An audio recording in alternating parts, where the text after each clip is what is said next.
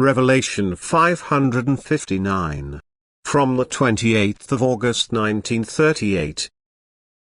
Receive without interference. You must obey the inner voice and thus accept what is offered to you. It took a long time before the words became audible to you, which always happens when matter opposes the spiritual striving too much.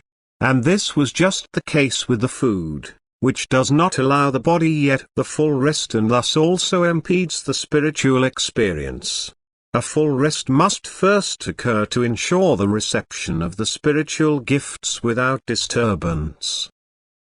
Every material substance is opposite to the spiritual sphere, and so also an unhindered taking up of spiritual good can only take place when all bodily heaviness falls away and the spirit can and wants to deal only with the spiritual.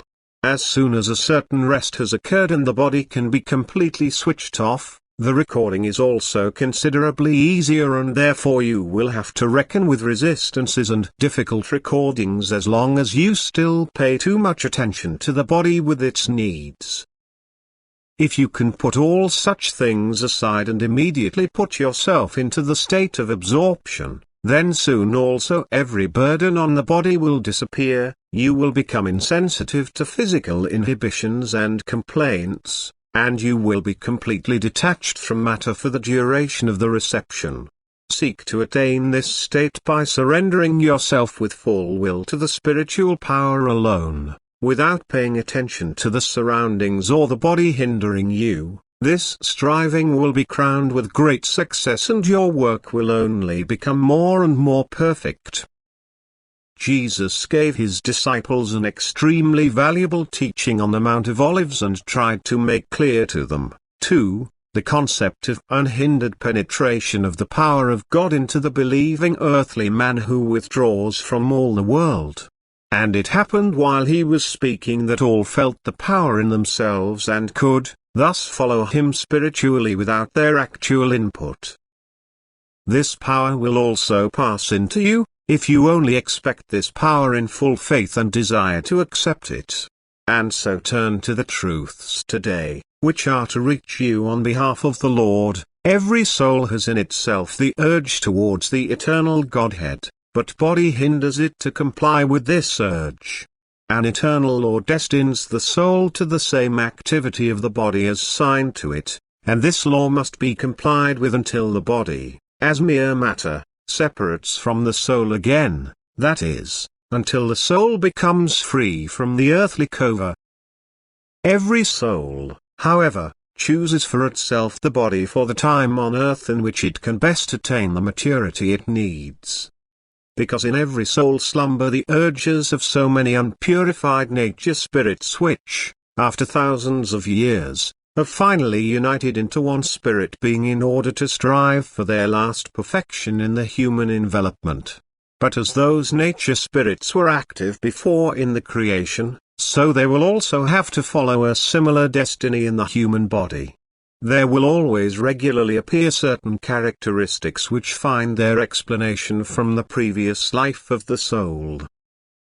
And so the body will often have to adapt itself to these previous states. Why then often is spoken of an inheritance. The more versatile the human being is, the greater variety of soul particles his soul has to show, and the harder will be the fight which such a soul has to pass in earthly life. Because the body enters into every desire of the soul, and both body and soul must now, during the earthly time, try in cooperation to become master over all these peculiarities which are inherent in the human being.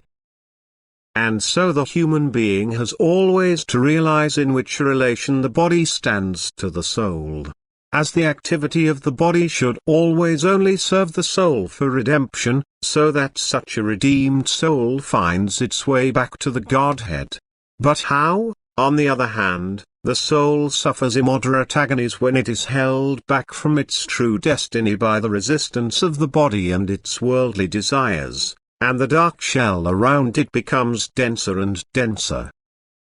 All efforts of such a soul to break through the encumbering shell are in vain, if the body does not help it, because the body alone creates or removes the obstacles by which the soul is surrounded.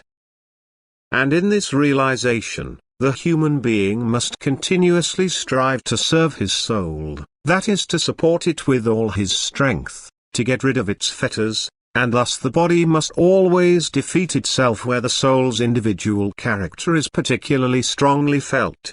For the body has the greatest power to fight just that, since the constitution of the body has been assigned to the soul just as it is necessary for this cause.